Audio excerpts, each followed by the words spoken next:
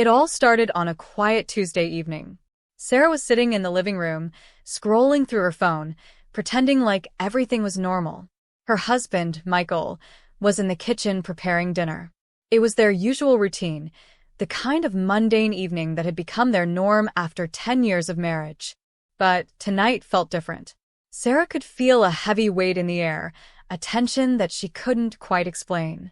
She tried to push it aside, focusing on the screen in her hand, but her thoughts kept drifting back to the secret she'd been carrying. A secret she'd hidden so well for months or so, she thought. "Dinner's ready," Michael called, his voice steady but distant.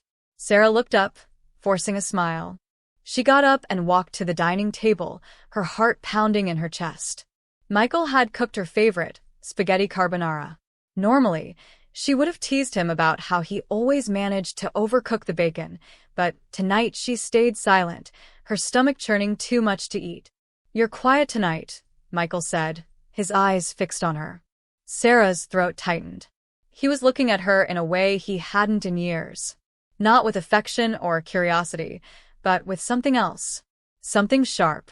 "Just tired," she mumbled, avoiding his gaze. She picked up her fork, twirling the pasta, but she couldn't bring herself to take a bite. Michael leaned back in his chair, his expression unreadable. He didn't push her to eat. Instead, he let the silence stretch between them, heavy and suffocating. And then, just when Sarah thought the moment would pass, he spoke. "Sarah, is there something you want to tell me?" he asked, his voice calm but firm. Her stomach dropped. She froze, her fork clattering onto the plate. "What do you mean?" she replied, her voice trembling despite her effort to sound casual. Michael's eyes didn't waver. "I mean, is there something you've been hiding from me? Something I should know?" Sarah's mind raced. Did he know? How could he know? She had been so careful. Every text, every call, every meeting, she had covered her tracks meticulously. Or at least she thought she had. "I don't know what you're talking about," she said, forcing a nervous laugh. But her voice betrayed her, shaky and uncertain. Michael's jaw tightened. He reached into his pocket and pulled out his phone. Without a word, he slid it across the table toward her. Sarah stared at it, her hands trembling as she picked it up. The screen was already lit up, displaying a series of messages. Her messages. She felt the blood drain from her face as she read the words she had sent to another man. Messages filled with laughter, secrets, and promises she had no business making. Michael had seen everything. How did you get these?" she stammered, her voice barely above a whisper. Michael didn't answer. Instead, he leaned forward, his eyes burning into hers. "I trusted you, Sarah. I gave you everything. And this is how you repay me?" Sarah opened her mouth to respond, but no words came out. She felt exposed, vulnerable, like a thief caught red-handed. The room seemed to close in around her, the walls pressing against her chest. "It's not what you think," she finally managed to say, though even she didn't believe her own words. Michael's laugh was cold and hollow. "Not what I think. Then tell me, Sarah. What is it? Because from where I'm sitting, it looks like my wife has been sneaking around behind my back, lying to my face every single day." Tears welled up in Sarah's eyes. She wanted to explain, to defend herself, but how could she? There was no excuse for what she had done.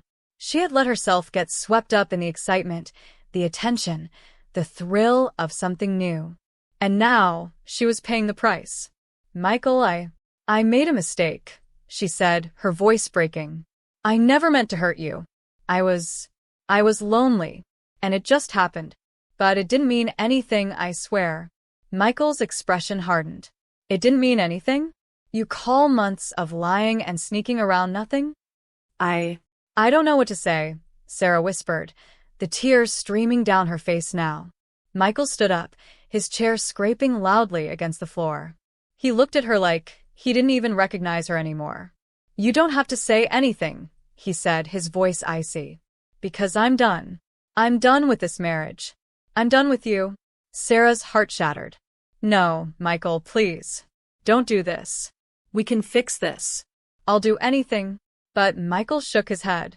"You already did enough, Sarah. You made your choice. And now, I'm making mine." Without another word, he walked out of the room, leaving Sarah sobbing at the dining table.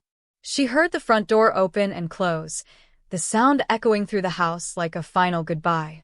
For days, Sarah tried to reach out to Michael. She called, she texted, she even went to his office, but he wouldn't see her. He had cut her off completely. And when she finally worked up the courage to check their bank accounts, she found that Michael had withdrawn half of their savings. The man who had once promised to stand by her through anything was now gone, and Sarah was left alone to face the wreckage of her choices. Weeks turned into months, and Sarah's life fell apart. She lost her job, her friends, and her sense of self. Everywhere she went, she felt the weight of her shame. She thought about Michael every day, about the man who had loved her unconditionally until she had thrown it all away. And as much as she tried to move on, she couldn't escape the guilt that consumed her. One evening, as she sat in the empty house they had once shared, Sarah received a letter in the mail. It was from Michael. Her hands shook as she opened it, unsure of what to expect. The letter was brief, but devastating. "Sarah, I hope you're doing well. I've thought a lot about what happened, about the life we built together, and how it all came crashing down.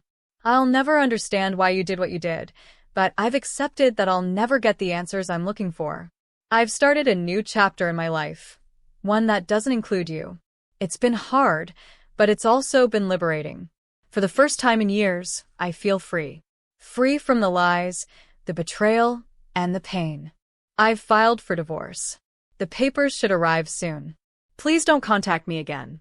I need to move forward, and I hope you can find a way to do the same. Goodbye, Michael." Sarah read the letter over and over, each word cutting deeper than the last. She had lost everything: her husband, her home, her future. And as she sat there, clutching the letter to her chest, she realized that she had no one to blame but herself. Michael never came back.